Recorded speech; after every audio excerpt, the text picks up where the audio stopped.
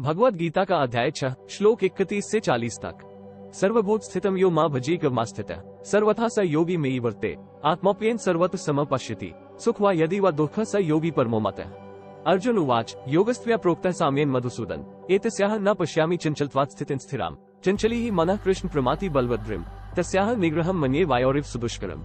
श्री भगवान उवाच अश्यं महाबाहो मनो दुर्निग्रहं चलम् अभ्यासेन तु कौन्तेय वैराग्येन च गृह्यते असंयतात्मना योगो दुष्प्राप इति मे मते वश्यात्मना तु यत्ता।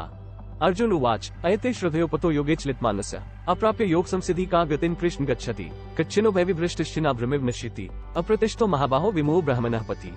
एवं में संशय कृष्ण क्षेतुमर्हस्य श्रेष्ठः त्वदन्य संशय स्यास्य क्षेता न हि उपद्यते। श्री भगवान उवाच पार्थ नैवेह नामत्र विनाशस्तस्य विद्यते न हि कल्याणकृत किश्चित् दुर्गति तात गच्छति। Bhagavad Gita chapter 6 verses from 31 to 40। The yogi who is established in union with me and worships me is residing in all beings as their very self. Whatever activities he performs them in me. Arjuna, he who looks on all as one, on the analogy of his own self, and looks upon the joy and sorrow of all equal in such a yoga partial differential is deemed to be the highest of all. Arjuna said, Krishna, owing to restlessness of mind I do not perceive the stability of this yoga in the form of equanimity, which you have just spoken of.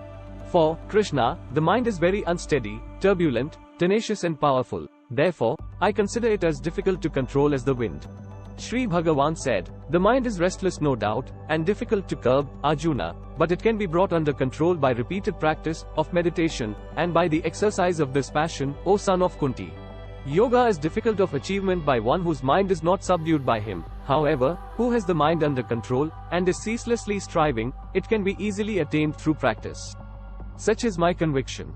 Arjuna said, Krishna, what becomes of the aspirant who, though endowed with faith, has not been able to subdue his passions, and whose mind is, therefore, diverted from yoga at the time of death, and who thus fails to reach perfection in yoga, God realization?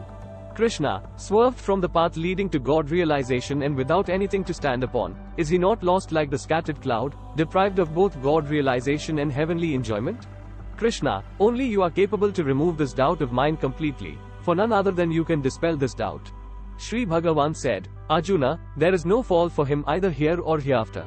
For, O my beloved, none who strives for self-redemption, i.e., God realization, ever meets with evil destiny. जो पुरुष एक ही भाव में स्थित होकर संपूर्ण भूतों में आत्मरूप से स्थित मुझ सच्चिदानंद घन वासुदेव को भजता है, वह योगी सब प्रकार से बरतता हुआ भी मुझ में ही बरतता है। हे अर्जुन, जो योगी अपनी भांति संपूर्ण भूतों में म देखता है और सुख अथवा दुख को भी सब में सम देखता है, वह योगी परम श्रेष्ठ माना गया है। अर्जुन बोले, हे मधुसूदन, जो ये योग आपने संभाव से कहा है, मन के चंचल होने से मैं इसकी नित्य स्थिति को नहीं देखता हूँ। क्योंकि हे श्री कृष्ण, यह मन बड़ा चंचल, प्रमथन स्वभाव वाला, बड़ा दृढ़ और बलवान है। इसलिए उसका विस्मय करना मैं वायु को रोकने की भांति अत्यंत दुष्कर मानता हूँ। श्री भगवान बोले, हे महाबाहो, निसंदेह मन चंचल और कठिनता से विस्मय होने वाला है, परंतु हे कुंती पुत्र अर्जुन, यह अभ्यास और वैराग्य से वश में होता है।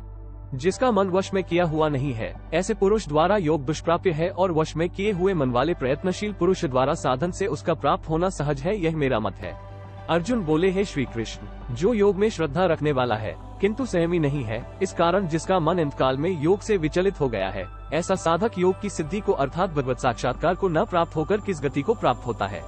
हे महाबाहो, क्या वह भगवत प्राप्ति के मार्ग में मोहित और आश्रय रहित पुरुष छिन्न भिन्न बादल की भांति दोनों ओर से भ्रष्ट होकर नष्ट तो नहीं हो जाता? हे श्री कृष्ण, मेरे इस संशय को संपूर्ण रूप से छेदन करने के लिए आप ही योग्य है, क्योंकि आपके सिवा दूसरा इस संशय का छेदन करने वाला मिलना संभव नहीं है। श्री भगवान बोले, हे पार्थ, उस पुरुष का न तो इस लोक में नाश होता है और न परलोक में ही।